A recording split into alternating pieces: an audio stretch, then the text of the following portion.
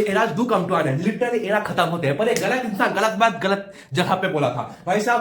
पहली बार साहब पूरे पेप गार्डियोला के पूरे कैरियर में पहली बार थी कि 5 मैच लगातार और डिफीट ले आए। एरिक टेन हाग ने बोला था eras do come to an end, पर उसके जाने के बाद होगा ये उसने नहीं बता पाया। वो पहले बात करते हैं बारसा वाले मैच की। भाई साहब इनके प्लेयर्स का offside trap is not at all issue. अभी मैं देखोगे तो फिर उनके प्लेयर्स के पास वो इंटेंसिटी नहीं है। अगर उनके पास प्लेइंग 11 नहीं है जिसमें कि यामाल, राफिनिया, लेवा, फिर इधर तुम्हारा गावी, कसाडो या फिर पेड्री या फ्रैंकी डियोंग या फिर डैनी ओल्मो, तुम तीनों को एक साथ नहीं खिला सकते।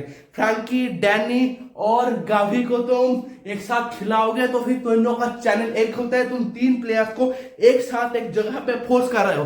तीनों का प्लेइंग स्टाइल पूरी तरह से सेम है, playing on the deep end then make a run and then score a goal if can.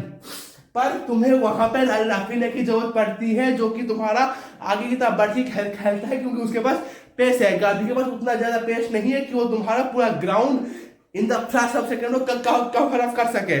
बात करते हैं लामिन यामाल की डिपेंडेंस की। नहीं, लामिन यामाल एक ऐसा विंगर है तुम्हारा जो कि तुम्हारा पूरा पिच का विड्थ को जो कवर करता है। जब तुम्हारे प्लेयर्स पिच में खेलते हैं तो फिर वो दो प्लेयर्स को अपने तरफ खींच के रखते हैं ताकि वहां से बॉल रिलीज ना हो पाए।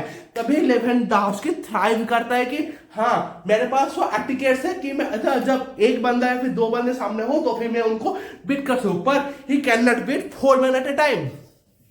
अब बात करते हैं राफिनिया की। भाई साहब वो लेफ्ट हैंड में जितना अच्छा है राइट हैंड में भी उतना अच्छा है, पर उसका जरूरत लेफ्ट हैंड में बहुत ज्यादा है, क्योंकि जब डिफेंस में जब तुम आके डिफेंड करते हो 5 ऑन द बैक, वो फोटो है जहां पे 5 प्लेयर ऑन द बैक में आके डिफेंड करते हैं, तब राफिनिया को उधर बंदे जो होते हैं जो कि राइट हैंड उनका राइट हैंड के तरफ जो होता है उनको वो आके के कवर अप का है। जब ऑफसाइड ट्रैप होते हैं तब राफिनिया को आगे चढ़ना पड़ता है, वो नहीं हो पा रहा है। लामिन यामाल की सख्त जरूरत दिख रही है और तुम्हारे पास पूरे के पूरे 11 बंदे होने चाहिए। और इनका आज जो था जो लेफ्ट बैक, भाई साहब इससे घटिया प्लेयर मैंने आज तक नहीं देखा।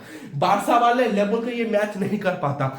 Flick has to think something else that he need a bench strength that can operate। पर इस टीम के साथ, इस बेंच स्ट्रेंथ के साथ ये टीम कम्पीट नहीं कर पाएगी इन ऑल 3 फ्रंट्स। अभी रियल मैड्रिड के पास 1-2 गेम इन हैंड के साथ 7 पॉइंट पीछे, और दोनों गेम पहला तो वेलेंसिया के साथ है, फिर तुम्हारा लग्नास के साथ है। दोनों गेम यूं जीतेगी और 1 पॉइंट के डिफरेंस के साथ वो टॉप 2 में बैठी होगी। अब मजा आएगा ना एल क्लासिको में।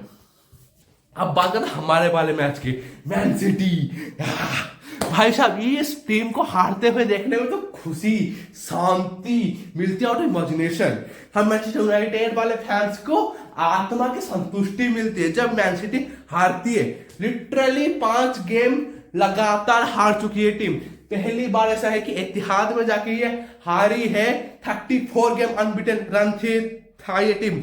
हालैंड ऐसा नहीं है कि दोनों टीम के पास चांसेस नहीं थे।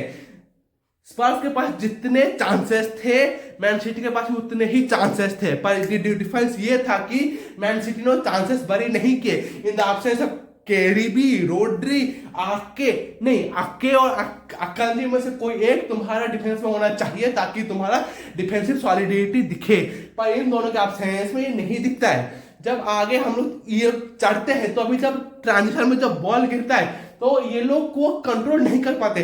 ग्राविडोल, ग्रिलिश, जैक ग्रिलिश ये लोग नहीं कर पा रहे हैं। Jack Grealish is not the player in the 2 years back in the champion league final. No, तुम्हारे पास जो बंदे हैं वो ट्रेस ऑक्युपाई नहीं करते हैं कि जब तुम्हारे प्लेयर सामने चाहेंगे तो वो पीछे 2 के साथ वो लोग डिफेंड कर सकते हैं। नहीं, तुम्हें 3 बंदे या फिर 4 बंदे चाहिए होंगे जो कि उस काउंटर को रोक सके। काउंटर ट्रांजिशन में ये लोग बहुत ज्यादा खुल रहे हैं। लिटरली टीम काउंटर में इतनी ज्यादा वल्नरेबल दिखती है आउट इमेजिनेशन। जो गलती इन्होंने एफए कप फाइनल में मैनचेस्टर यूनाइटेड के अगेंस्ट की थी वही सेम ट्रेट है। रोड्री के ऊपर डिपेंडेंस नहीं है, इनके पास डिफेंसिव सॉलिडिटी नहीं है। जब इनका जो जोलियन अल्वारेस को बेचना one of the biggest mistake में बोल सकता हूं, क्योंकि हालैंड हर मैच में गोल नहीं दे पा रहा।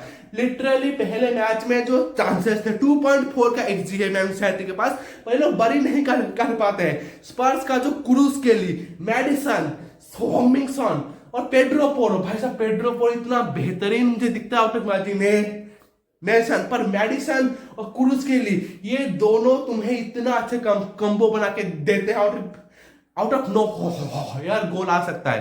पर सॉन और क्रूज के लिए या फिर सॉन और मैडिसन का एक अनसीन कन्वर्सेशन दिखता है भाई साहब, एक एनर्जी बैलेंस दिखता है जहां पे तुम्हें उन दोनों का बिना देखे कोई कैसे पास रिलीज कर सकता है और गोल हो सकता है। होमिंगसन पास रिलीज करता है, मैडिसन उसको गोल में कन्वर्ट करता है, फ्लिक ऑफ सेकंड।